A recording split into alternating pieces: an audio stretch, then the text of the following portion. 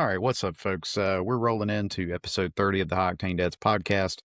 I'm just going to go ahead and get started with some automotive and racing news. Chris will be joining us here momentarily. But as last week, I'm going to get started with some NASCAR news. Pretty exciting stuff. We're rolling to Martinsville Speedway this weekend. If you're setting up your fantasy lineups, I was kind of a bust last week. I did end up with, I won a couple bucks, but lost a few bucks. Tried a couple different lineups and it didn't work out for me really well. But there's definitely some good choices this week. So I think William Byron's going to be money for Martinsville.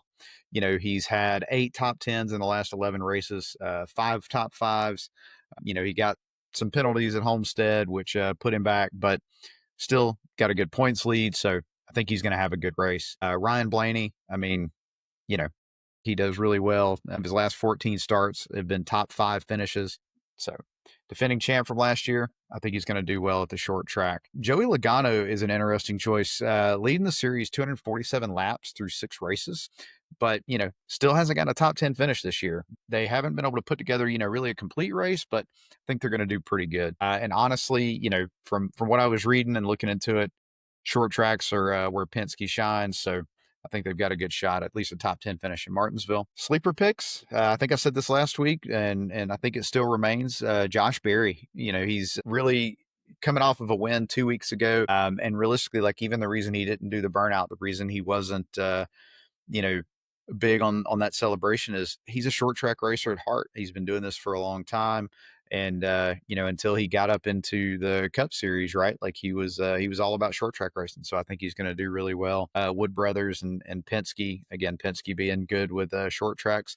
I think he might come out and surprise some people this weekend. So that'll be pretty cool. Now in the Xfinity racing, following Connor Zilish, he's got pole position in Martinsville. So young guy, I think he's 18, but coming out and really impressing. So interesting to see what he does this week. On the truck series, I don't watch truck series as much, although I really like it. But one thing that I thought was really cool, and some folks that listen may or may not know, is that Frankie Muniz actually runs in the truck series. So, I mean, Malcolm out there tearing up the track. But, if you listen to some of his in-car radio, which kind of made headlines last week because he was talking about, he's telling the guys, hey, I hate it if I throw up in your truck. And they were like, what? And he said, I just had a few too many chicken tenders before the race.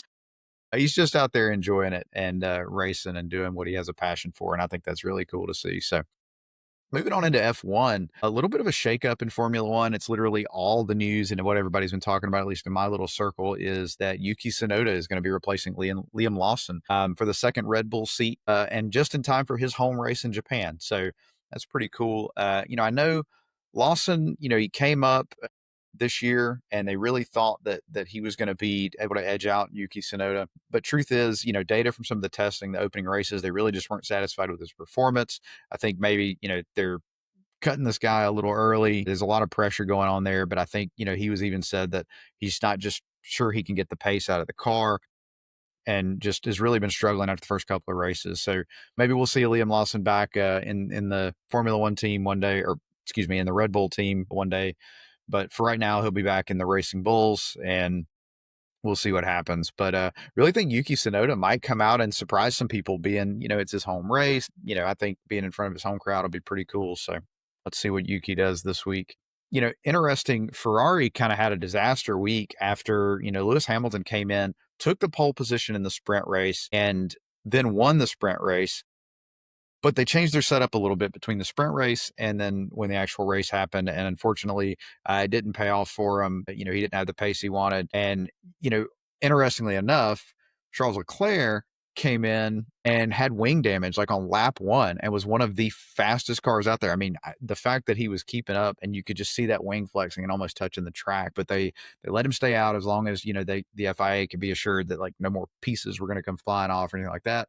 He stayed out on track and ran a really fantastic race, but unfortunately, both Ferraris ended up disqualified. Hamilton had some excessive skid block wear, and when you look into it, I think it was like half of a millimeter or something off from what it should have been in spec. But pretty interesting. And I think he had a disqualification for the same thing a year ago when he was racing with Mercedes. So kind of interesting there. Leclerc's car came in underweight. Of course, that was after they added back enough material to assume for the piece of the wing that had broken off. But I think it was fueling or something. They said the car was slightly underweight, so they got disqualified as well. So really kind of an interesting end for Ferrari when, they're already, out there and ran a pretty good race, and then to end up with a disqualification. All right, going to the NHRA and drag racing. So the Top Fuel teams, they obviously, I mentioned last week, were making the mud flaps optional.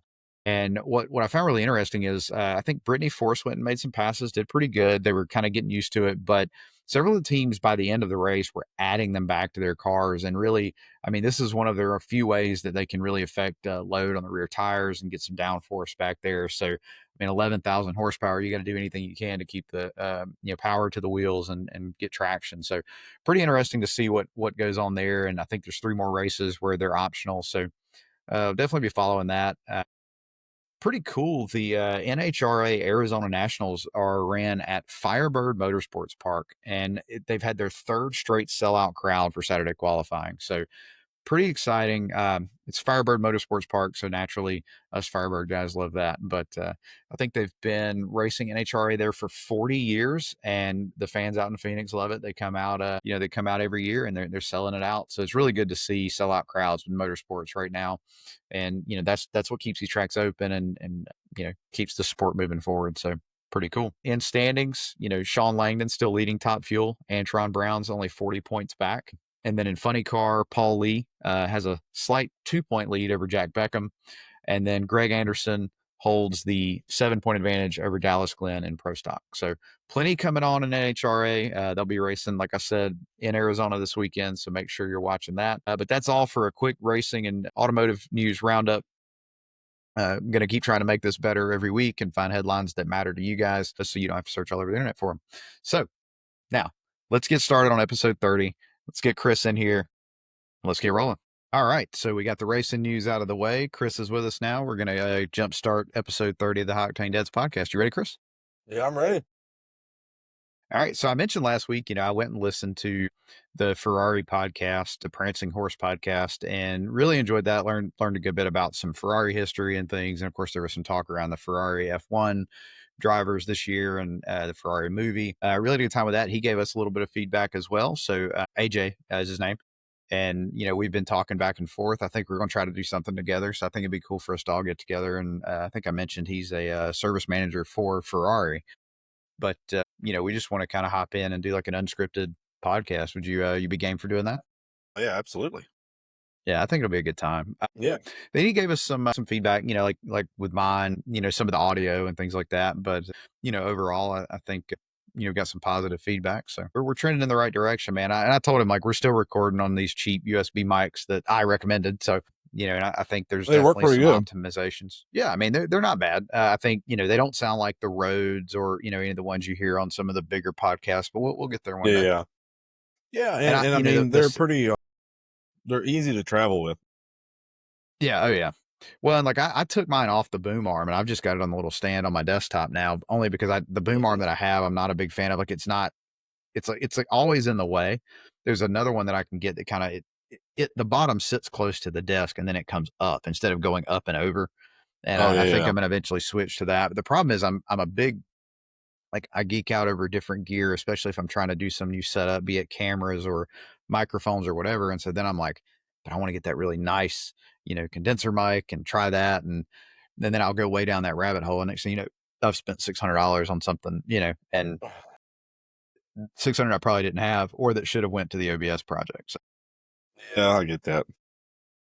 but got a couple of interesting little topics lined up here today. A couple of them I didn't tell you about in advance because I figured we'll just roll into them and see. But been back in the gym the last week. I've done 3 full body workouts. I actually committed, like, I was going to get 3 days in this week, because in the past, I don't know, 6 months, it's been like once a week, maybe, if I get to go, and then maybe I would walk or something. And so my goal this week wasn't to get back to my normal routine. It was just to be sure I made 3 days this week. So I think it was important just to make some little step. But the reason I brought that up is not just to talk about the gym, but I blame a little bit of this extra 18 or so pounds I've packed back on to the dad tax. And I don't know if you do that with your kids when you pick up dinner, but I was bad, even though we eat low carb, about I'm gonna get a few of them French fries, especially the waffle fries from Chick-fil-A. Mhm.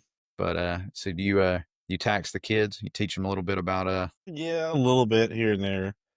And, we've been so busy the last several months, we've gotten really bad about just picking up something quick, and that's usually not the best.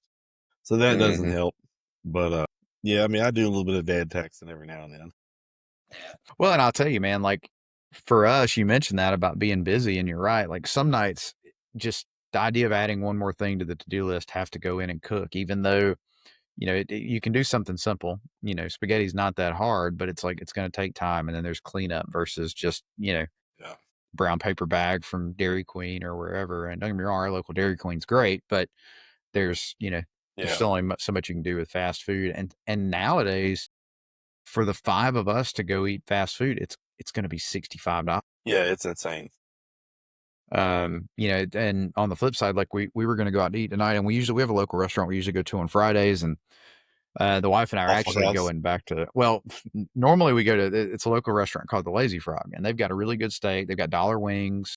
Um, but I'm trying to get my diet back in check a little bit, try not to drink for a little bit, try to get back to where I used to be. I was like, man, if we're eating, carnivore, mostly meat, I was like, Waffle House would be way better for that. So went to Waffle House, 4 eggs, cheese, 3 pieces of bacon, left feeling great. And, it was me, my wife, my son, and my mom, and like total bill with coffee and everything was like $50. I was like, okay, that was cheaper than eating fast food. And we got way more food. Oh yeah, absolutely. So, and you guys all know, I love Waffle House. They are the unofficial restaurant of the High Octane Dads podcast. I feel sorry for all of our brethren who do not have a Waffle Home in your area. And Chris surprised us at the Waffle Oh, Home this evening. I was joking that they've got the Touch Tunes jukebox in there now, and we were sitting there having our meal, and all of a sudden, Creed began to play, followed by Nickelback. And so Chris hooked us up with some good tunes while we were eating. how long were you there?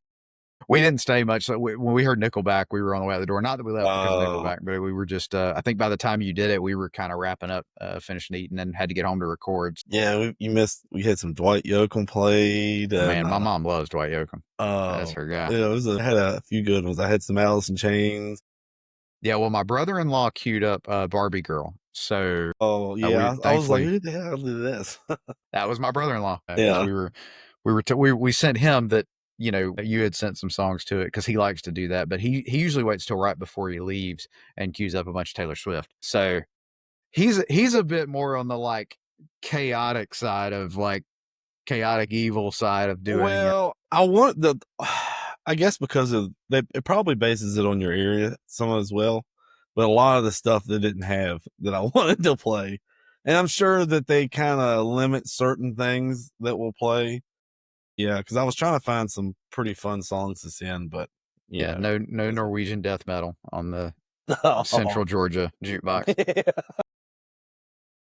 But I mean, we love our local Waffle House too. They hell always yeah, do a great job. And man, I was saying, like, I like eggs, but there's a certain, like, the way Waffle House does their scrambled eggs with cheese. I don't know why I cannot get it right. They're either too yeah, done or they're like slimy and runny, and yeah. they always get it They just nail right. it. And They eventually I'm nail going to it. get that technique down. I know I don't get it. And they're omelets, super fluffy, not overdone. I do them at home. They're never like that. But what's wild is like because we asked, because we do low carb, we were like, I know IHOP, they put some pancake batter Right. in their omelets, or at least that's what I heard. And so we never would get omelets there when we would go to IHOP. But we asked, we're like, y'all don't put any, it's just eggs, right? And they're like, yeah. But I mean, I don't know how they did it. I'm literally on the Waffle House subreddit trying to like find somebody who's explained how the hell they do it. Yeah. Well, if we have any listeners out there that have worked at a Waffle House and knows Yes. how to make their eggs, You let can us come know. on the show. I want to hang out and talk about the Waffle House. Yeah. So I've been actually getting them. Well, the time before last I went, I think I got my hash browns with ham in them, and that was good. But Matthew was with me, and he really liked the ham chunks. So I was picking most of them out, and giving him to him, and he was shoveling them in. But yeah, I mean, Ham, every now and cheese, then. and jalapenos. Oh yeah, I haven't thought about that. In your hash It is browns, good. I think it would be good in your eggs. The jalapenos. Yeah, that wouldn't be bad either. Yeah, I mean, we used to do ham, cheese, and onion. Just That'd be good just kind too. of change it up. Some nights, depending, we would do. They'll do the chicken chunks in it. Okay. Put chicken grill in there. At Waffle House, or are you just doing it at home? Waffle House. Fuck, y'all are like on another level. Hey Well, man, there's a reason in our group chat. I think what is my name that Steve made it? Well, Waffle House connoisseur. yeah, I know what I'm doing, man. yeah, And you can't hell yeah, you can't sleep on Burt's Chili now. yeah. We were coming back from Savannah one night and just swung in a Waffle House on the way home, and we were like, I ordered whatever I got, and then for the side, I was like, I just want Burt's Chili, and they're like, oh, we're out of chili. I was like, Oh, is Burt back there? Like, come on, what the hell? Go find me some chili. I was that's pretty great. disappointed that night. Yeah, My wife was not disappointed that I didn't get the chili, but I well, was I'm sure disappointed. she was. We still had a 2-hour drive home. Yeah. Well, I mean, it probably would have hit you about the time you were just getting ready to get home, and Yeah. that'd be all right. I mean, here I am like, why did I put 20 pounds back on? How many times have you been going to Waffle House? Not as much as you would think, really, especially when it's close, just because the problem is there's 5 of us.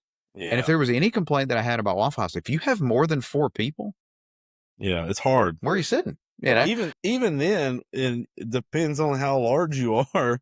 Like, I know, it was a couple years ago at LS Fest when we all went to eat. It was like me, Kevin, Steve, and Bill all in the booth together, and we're all like, Yeah, I was sitting next to Steve, and he was like, James was rubbing up against my leg. I was like, I didn't have much choice. That's just how we were sitting, man. yeah, it is what it is. Sometimes it Yeah, happens. those booths are not that big. Yeah. So, but yeah, love me some Waffle House for sure. So, kind of a side note topic here. I think I mentioned this last week, but it should be coming up in a couple weeks. I'm hopefully going to get the car back together, and I really want to go and try some autocross. Yeah. And it just when you start thinking about racing for sort of the hobbyist, right? So the guy who doesn't want to just go be car show, sit in a lawn chair kind of Uh, stuff, and drag racing, is great, but for me, the closest track's an hour away. It's an all day thing. And here lately, you go and you get maybe 2 passes. It's a lot of work for not a lot of payoff. It seems like our local autocross group really does pretty good. And it seems really about the most accessible, like racing for sort of the weekend warrior like me. So I'm excited to give it a try.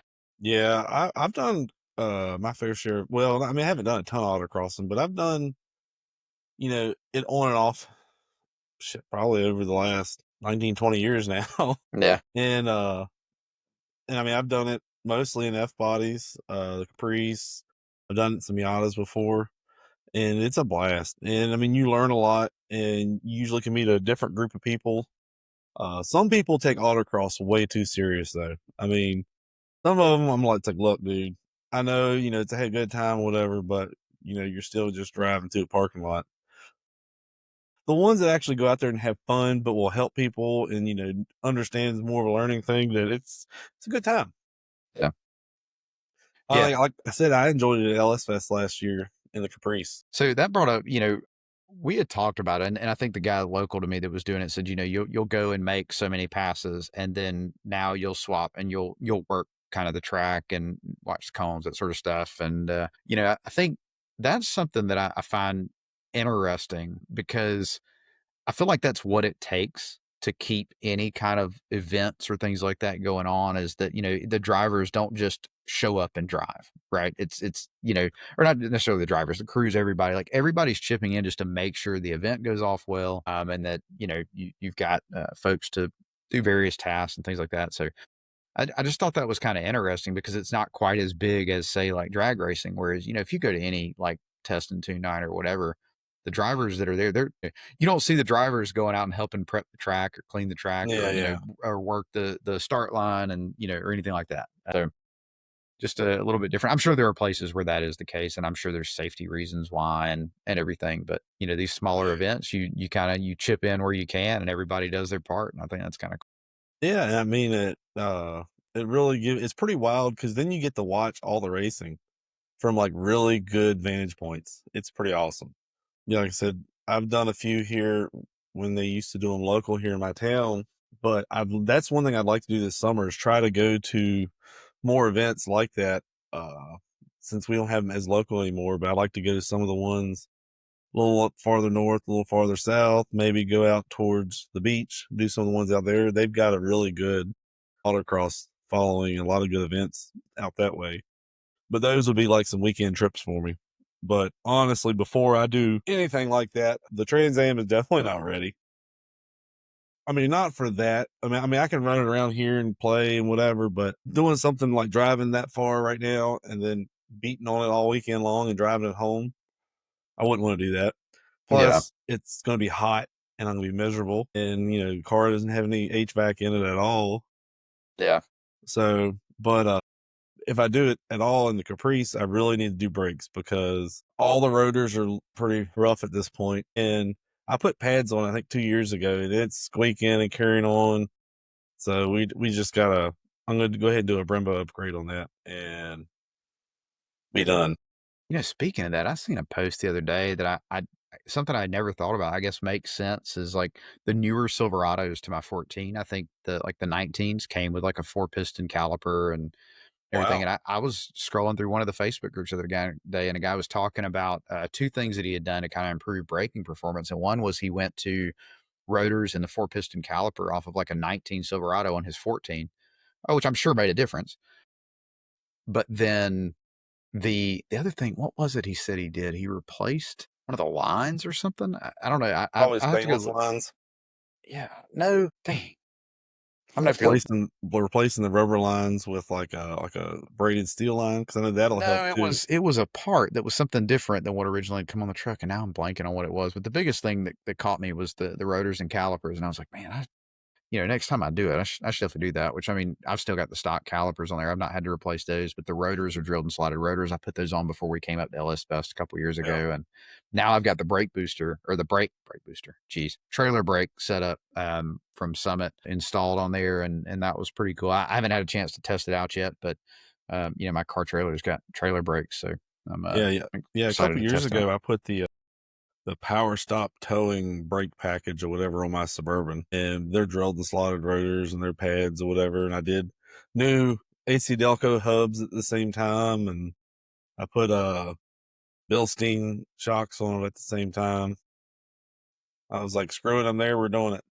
Yeah. Yeah, I know. I bought the power stop rotors and pads when I did the brakes last time. I didn't replace the rear rotors. I figured once I do them, probably do the drilled and slotted Yeah. ones back there too. But Well, I did all of them because I had one of the calipers in the rear.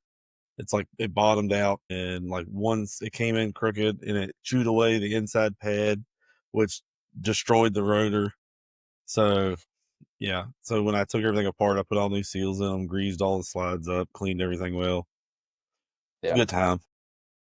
Yeah, brake jobs were one of those things my dad was always like, he would, pay for certain things. I don't know what it was, but like doing a brake pad job, he's like, nope, I do my own Yeah, brakes. And he would always, and so matter of fact, when I changed them before we come to Ellis Fest 2 years ago, he'd come over and we did them on my truck. And then I think we did my mom's Durango at the same time. So hell yeah, he he was all about doing your own brakes. So, yeah. but speaking of mods, upgrades, things like that, one of the things I kind of had as the main topic and something I really wanted to ask you about, and I didn't give you any forewarning on this one, but I know where I stand on this, but I'm curious. So Resto-Mod, classic Resto, or like a modern, car with all the modern conveniences and everything. Like, what's your favorite? I mean, I know we both got the third gens, but Right, you got the Caprice now, so you get some of the modern convenience. Obviously, right, you've made it less of a daily. Like it's still a daily, but most people right, probably wouldn't daily it. But right. what's your preference? Which one do you like the most? So, like, as far as like your initial question with or like the newer cars and older cars, Yeah, like what you prefer doing, like you prefer a car like full resto mod, so modern drivetrain, some modern amenities in a classic car, or classic restoration, like original, or something more modern. really like Resto-Mods. And I mean, you can get really good air conditioning systems and all in them now. And honestly, and like putting like the vintage looking radios in them. Like Hmm. I've got kind of like a period correct. It's a factory 4th gen CD player in my Trans Am. So Cool. it's got a CD player in it, but like I said, it's a stock looking radio and it's out of a Trans Am. So it's still has orange backlighting. So eventually, I actually want to upgrade that and add the Bluetooth receiver in the radio. That way, I can just Bluetooth to it. Yeah. That's definitely a modern convenience that I do like having is being able to just Yeah. especially we started paying for, like, Spotify Premium, and so, Hmm. I can just throw that on and listen to Yeah. whatever I wanna listen to. Now, but like my Caprice, I really enjoy it as far as, I mean, I like the kind of modern car, that's fun, but it is nice. It is nice to cruise and take it on trips and all, but I do like a well put together, like older car with better suspension, wheels, tires, nice drivetrain. Especially if they've got like a nice HVAC system in the car. Mhm. I'm at the point now where, I mean, I want to ride in comfort. I mean, Yep.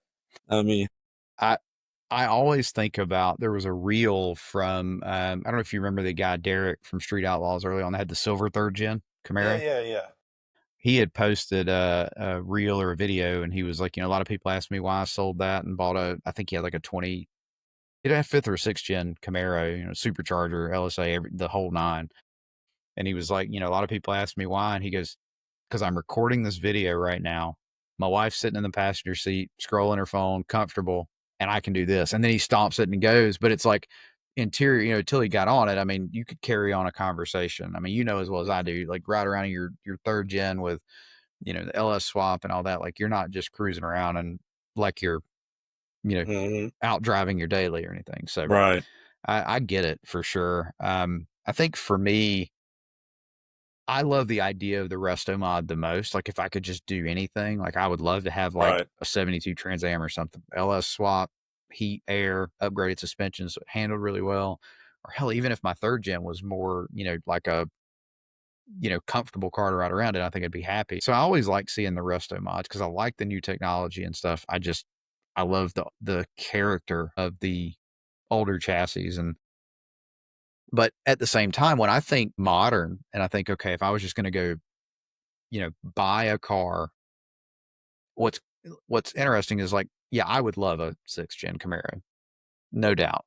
But my mind immediately goes to things like a new Supra or a Audi R8 or an yeah, RS, or something. There's a local Acura there. They've got a Lexus sitting over there that I like a lot, and it's like, to my wife, I'm like, it's got 4 doors, yeah, but like you can get them with a V8 in them. Like it's yeah. crazy. Local guy reached out to me last week and was saying he had gotten one. It's like a powder blue, it's almost the blue of this hat. Wow. And he was like, "Yeah, I want to get together and do some pictures of it." And he's a lot closer to another local photographer, and I think they went and did some rolling video and stuff. And beautiful car. And, Yeah, and I was like, "Man, I really like that." And so I think when I yeah, start thinking more modern stuff, like, my mind honestly goes to stuff like that if I was yeah. gonna go spend that kind of money on something. So for like a modern car, I'd really like to have a Cadillac, like a V3 Blackwing, or a car that I kind of like that is a local guy that recently got one that I know is that Corolla GR. It's got a Mhm. turbo 3-cylinder all-wheel drive. I bet But it's a blast to drive. my God, yeah, and like I know when they like a year or two ago they were first coming out. I think they ended up going into like mid fees or something. I don't know for And like it's just some of the hard to decked spend out that on a ones. Corolla. I mean, even though Yeah, but they've definitely come down now. But I don't know, and I didn't know it, but they've got an automatic version of them now. It's like an 8-speed automatic, which I haven't looked into it very much. But like when they first came out, I was like kind of looking into them before I got my Caprice, and I'm like, man, I could sell this Camaro and I could sell the C10 and then just go take that money and put down on something. And then then I found out kind of what they were going to be going for. And then like I really walked up to a few of the regular hatchback Corollas and I'm like, man, these things are really tiny. And I'm like, I got, you don't you have the know, luxury of being short like me. well that, and I'm like, and then I've got like all these kids and stuff that I'm gonna be in and out all the time. And that was kind of what I wanted was a 4-door car that I could, a fun sedan or wagon or something that I could bebop around in and still have room. Yeah, I mean, Uh, a CTSV wagon is still my, oh yeah, like, ultimate, like, more modern car. Like, I like, I mentioned the 72 Trans Am, kind of a dream car, but the CTSV wagon. I love a wagon, and I just think it would be an absolute blast to drive, mhm, um, and have that as my day. That would be my daily. And I color does not even matter. Like, there's a local guy's got, I posted some pictures on my photography Instagram of Austin's white CTSV that he's got. It's not a wagon, I don't think. But it's funny because I saw him at the gym yesterday and I was like, man, you got to stop driving my cars up here to the gym because I was actually, it was at our last gym we were at. I see this white CTSV come rolling in and I was like, whose is that? You know, and then come to find out it was his. And I knew him because he's the same guy running around town in a white lowered '06 RSX Type S, just like the one I used to have. I mean, it's the pearl white, everything. And I'm like, man, he's got those stock 17-inch Type S wheels that were on it. They just look great. Like, it's just a great little car to cruise around in. And I was like, man, you got both of the cars, that one that I would like to have back and one that I would like to have. And but I mean, it's one of those things, like, you've got to be ready to jump on the deal. He found the right deal on the CTSV and he just made it happen because he knew he wanted it. Whereas me, I found a black wagon the other day. I think it was a 2-door. So maybe it wasn't a wagon, but I sent it to a buddy of mine who I knew kind of wants one too. And he was like, nah, I want a sedan. But man, the thing is, like, I see it, but I go, I could make it work, but I know I'm going to have to spend that money in other places and probably should. I got too many projects as it is, but I would love to have it as a daily. Now, if the OBS was ready so I could pull my car, I would trade my truck and get one if the right deal came along. So one day. Yeah. Cause I'd love to daily it. I mean, I don't go that, my daily has to go about 5 miles a day if I go to the gym. Yeah. So like modern cars, I mean, they're not 4th gen Camaros and GMT 800s anymore, are they? So, you know, my birthday was last week, and like, yeah, 37's hitting hard, man. I don't know what it is. There's so much stuff reminding me just of how old we are. Yeah. And to me, it's like that type of stuff. Like, I'll see and I'll start thinking about it, like, wait a second. I haven't seen like these certain XYZ cars in a while. Cause like I'll see one or something. I'm like, well, whatever I'm thinking about. And I'm like, damn, like sometimes it's like regular cars that were from, I guess we were younger in high school or, whatever. And I'm like, not liking this. But, and the funny thing is with, that we're getting into that stage where Nickelback and Creed they're coming back around. They're a thing again. Yeah. Like people were hating on them forever, and I'm sure people still do, but now they're all becoming a thing. It's like all my algorithms know, like it always sends me videos of like Creed songs and mixed in with reels and stuff, or you guys are sending them to me. Yep. It's funny. They know you better than you know yourself. Yeah. Oh yeah. Yeah, man. Like, and so Creed actually did a concert up in Atlanta, so not too far away, a year or two ago. And my best friend went with his wife, and he was like, I'm seeing this show no matter what, because it was like Creed, Three Doors Down, like it was all the stuff we were listening to in high school. And I told both my kids, I'm like, do you guys want to go? I think my son was like, I only know like 2 of their songs. I don't really care to go. And then my daughter was like, no, that's lame or something. Right. But then she went back to school and was talking to her friends, was like, yeah, my mom and dad were asking if wanted Creed tickets. Their friends were like, oh my God, are you going to go? That's awesome. And then all of a sudden it was, hey, do you think we could get tickets? And like they sold out, dude. They were gone. So there was no getting tickets to that point without paying something insane for them. And so we ended up not going. But we've talked about that. Like my daughter, has since like Limp Bizkit and all this stuff. Suddenly she's lit System of a Down. She's got some System of a Down t-shirts and stuff. And it's like, okay, you're right. You're coming around. Like there's nothing wrong with liking the newer music, but you got to acknowledge some of this old stuff that was great. In the same way that when you and I were in high school, I'm sure, I was listening to a lot of Van Halen, Def Leppard, rap, all that stuff. Love all that stuff. Yeah. Oddly correct. We're going to go see Brooks and Dunn tomorrow night. So, that's right. I knew it was coming up. Yeah. I had actually forgot about it. Like, I mean, I knew, like, I hadn't forgot about it, but I didn't realize it was this weekend. And we were talking about everything we had going on this week, and then like we're coming up, and then she was like, "Oh yeah, what are we doing for XYZ on Saturday?" I'm like, "I mean, we're just hanging out." And she's like, "Well, no. Well, remember we had that concert?" I'm like, "Oh, that's right. That's this weekend." Well, you want to talk about like feeling old too? Like this weekend is senior prom for my daughter. And so like I'm doing her pictures and everything tomorrow. Man, like I don't know. There's just so much happening. Yeah, You know, well, they say as you get older that it feels like the time speeds up, and it really does. It's like to think I've been around for 37 years, but I feel like I'm gonna blink and the next 37 have gone by. mhm, It's like everything's coming so fast right now. yeah, my oldest, she'll be having she just got her dress for her junior prom. So that's what she'll be going to here in the next month or two or whatever, whenever it is. So yeah, I mean, plus she's been driving all over, which has been interesting. But now she knows how to check the oil because that thing, I'm like, look, you need to check the oil in this car. Because you gotta know how. Yeah. Yeah. So yeah, So do you guys do the Life 360 thing? but yeah, yeah. I busted her ass already Could about you speeding. imagine if Oh we had my that when we god. were teenagers? Yeah. Why Well, I does it mean, say you're in the middle of a field? yeah. No, I mean, honestly, for the most part, I didn't do a lot of real dumb shit. I might have drove all over hell all the fucking time. Yeah. But Mine was, I thought you were at your buddy's house. Why are you at Dairy Queen again? Yeah. Yeah. We yeah, decided we were hungry, but yeah. yeah, that was about Or it. like when we used to cruise the avenue all the time, we had like a loop we would do for, you know, all night long sometimes, and Mhm. sometimes then the next morning.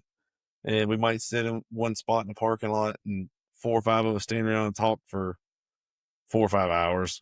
I Yeah. mean, uh, Yeah. yeah, Ours was, you go to see a 2-hour movie, but you're there for 6 hours, and where the movie theater was, there was a Walmart like across the street. And that's pretty much where everybody would hang out until eventually, you know, cops would come and be like, you guys are loitering, you got to go. And everybody would leave. yeah, we had a lot of that too. Yeah. I didn't get into a lot of or too much trouble. A few times, we would decide to go bowling really late, and then you're, like cruising around at 1 o'clock in the morning, just listening to music by yourself, but But yeah, that's all right. nothing too wild. Sometimes that's therapy, right? Oh yeah, like a lot of days I've gotten kind of fussed at. Well, why is it taking you so long to get home? I'm like, I like to try to run errands. I like to just go out. Sometimes I'll just cruise around a little bit because I work in the same town that, like 5 minutes from my house. So sometimes I might take a 20-minute drive around just to kill time. Well, just imagine if your workplace was 5 feet from Yeah, where you that's sleep. true. Like, I'll get off work sometimes, and my wife, she's been out, she does various things and she takes care of her dad and all this stuff. So she's running around. So she's out and in the public and around people. And don't get me wrong, now I'm in meetings from 8 a.m. till 5 p.m. most days and sometimes beyond. And so I'm talked out. I've been talking to people like crazy and stuff and a lot going on, but like I get off work and we'll need something from the grocery or something. And she'll be like, I really don't want to go back out. I'm like, I'll go, Yeah. and You're it's like, like, pick it's only me. 4 or 5 miles away, but I'm going to go to the grocery and then I might swing by the gas station, pick up a Mountain Dew Zero, and then pull through the car wash and then run a little past the house up the bypass, turn around because I'll turn my audiobook on or I'll turn some music on and I'll cruise for a bit. And it's kind of like I took my son to school the other day and I just drove past the house on the way back because I had about 15 minutes before I had to be at work.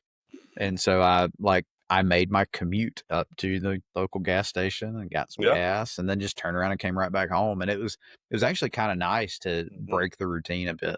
Yeah, I do that. Like, the one thing I used to do all the time when I was first driving is I would just drive all over hell. I'd go like, especially I didn't have anywhere to be or whatever, and I just ride all over all the back roads and figure out where places went. And so now, most of the time I can figure out how to get somewhere if there's other roads that are blocked or Mhm. if I just want a nice scenic route and the nice thing about that, I'm really bad about this, especially when we go to other towns, like little small towns.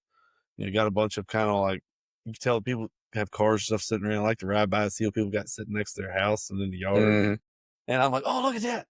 We need to stop." And like, we'll ride by something for like every day, like once a year for like 10 or 15 years. And I'm like, "Oh, still there. Yep, it's still Well, there." it's funny you say that. There is a guy right here, right outside of town, and it's like a little print shop. And sitting outside of it since I've been in high school, is an old Chevy pickup. I can't tell what year because it's under a cover. And right next to it is a Formula Firebird, third gen, that's under a cover. It's red. I can the cover will get blown up and you can see just the taillights in the back rear quarter. I don't know what kind of shape it's in or whatever, but I tell Crystal all the time, I'm like, I'm gonna buy that car one day. Like one day it's gonna like have moved and maybe he's got a for sale sign in it, or I'm just gonna get a wild hair and I'm gonna have the money and I'm gonna stop and see if I can buy that car. Cause my guess is maybe it's higher miles, but it's probably at least all intact. It's all there because it has been sitting, it's under a carport, like just a metal carport next to this print shop. And it has been there, I know, for 20 years. And I've never seen it move. Yeah. So, I mean, might be a basket case. Who knows? It would be, but it would maybe be kind of cool. Yeah. I mean, I'm like, depending on what kind of money. And yeah, and if nothing else, like I said, the story is that I've literally driven past this car for 20 years. Now, maybe it's, fuzzy memory. Maybe it's a different one, or maybe it's my memory. I feel like at one point it was a black one. And so maybe he got rid of it and got a red one. But either way, it's in the exact same place. I'm pretty sure it's just always been the red one, and it's just been there forever. And I never see him move the truck. I've never seen the truck out from under the cover, so I don't even know what it is. I think it's not. I don't think it's a C10. I think it's older than that. But yeah, it's I don't know. I'm very, very curious, and one day I'm just going to stop in and say hi. Yeah. Oh man, I'll have to look it up on a Google Street View. It's got to be there. Yeah. Huh. Yeah. I mean, it has to be. Yeah. Oh, now you're thinking. Now I'm going to look it up. That's what half of my job is now. Yeah. Looking up stuff on Google. They're like, "Oh, Google it." I'm like, "What? We're Googling here? Okay, whatever." But yeah, man. We're coming up on time. I had a note here, and maybe we just think about this and we talk about it more, or maybe it'll spark it and you want to go and talk about it. But I am curious, and I'm not complaining. I'm not bitching. I'm going to say, like, I don't know what the answer would be here, but I almost feel like, and I want to get your thoughts on this, that like LS Fest has really gotten to a point that it has outgrown Beach Bend. Yeah. So it's such a big facility, but there's so much going on and so many people because they run the Tri-5 Nationals, Mo Party, Ford Fest, like all these things. But I just feel like LS Fest is just so big and so many people. Like, I don't know. Do you span it out over multiple events? Like, I don't know, man. Well, so I'm kind of curious on how things are going to change in the next several years with the whole fiasco last year with the whole vendor deal. Yeah, it does feel like something's coming, or changing. And I mean, I've got video of me leaving the pits and driving through the track, just trying to get out. And you just see the swarms of people. And then like where it was stop and go and or 5 mile an hour trying to get through. And, well, and then it was people insane. are complaining about the staff asking them to move and stuff. And it's like, guys, there's competitors and cars that have got to move through here. I mean, it's definitely an issue. Oh yeah. But the thing is, I don't really know of a way that they could remedy much of it. But I mean, it is a big event and you got a lot of people that show up. It's gotten pretty competitive from what I'm understanding in a lot of ways, but I don't know. I mean, it is definitely going to be interesting, I think, in the next couple of years. I guess we'll see what happens with this year in some of that other political stuff that was kind of going on last year. Yeah. I had forgotten about the vendor thing until I really thought about it. And now, now that you say that, I don't know. I mean, and was the vendor thing not so much about Holly limiting competition as it was that there's only so much room, right? I mean, maybe that, but I don't know. Oh, wow. I'm curious to see what will come in the coming years. And, this year, I know, I don't know that Bill and Steve are planning on racing. So I don't know. Yeah. But we can't let our traditions die, Chris. Yeah. We got to keep it together. Yeah. Yeah. We'll figure something out. I found them on Street View, by the way. I sent you a message. Maybe I'll post it on I'm not going to post this guy's stuff on Facebook. I would do that. But yeah, but in the picture, they're uncovered.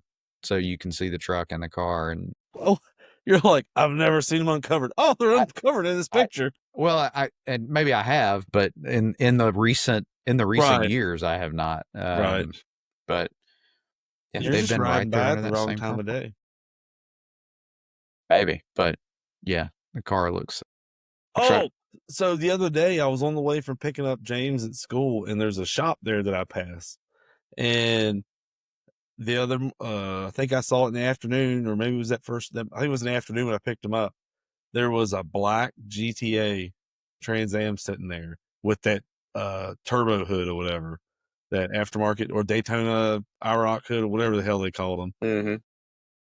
And it was sitting there, had like 2 flat tires. I was like, oh my God. Like I saw it when I drove by to go pick him up, and I was like, look at that. I was like, oh my God. I was by myself. I was all excited because you don't see them a whole lot anymore on the road or out or on the road. And this one wasn't, it looks like maybe somebody is trying to revive it or whatever. Maybe somebody bought it or inherited it.